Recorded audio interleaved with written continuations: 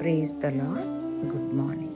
ఈరోజు దేవుని వాగ్దానము యెషయా గ్రంథము 42వ అధ్యాయము 6వ వచనము. గ్రుడ్డివారి కనులు తెరుచుటకును, బంధింపబడిన వారిని చెరసాలలో నుండి వెలుపలికి తెచ్చుటకును, చీకటిలో నివసించు వారిని బందిగృహములో నుండి వెలుపలికి తెచ్చుటకును, యెహోవానగు నేనే నీతి విషయములలో నిన్ను పిలిచి నీ చేయి పట్టుకొని ఉన్నాను.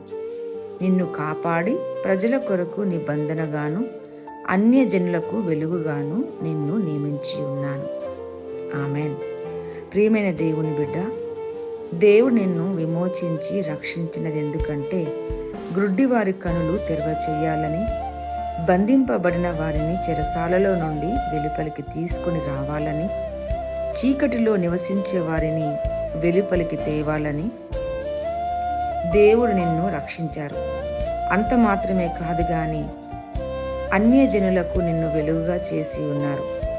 అంధకారములో చీకటిలో నివసిస్తున్న వారికి యేసుని గురించి ప్రకటించి వారిని విమోచించి రక్షణలోకి నడిపించాలని ప్రభువు నిన్ను రక్షించి కాపాడారు.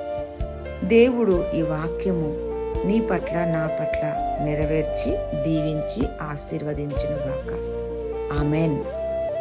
ఆమెన్.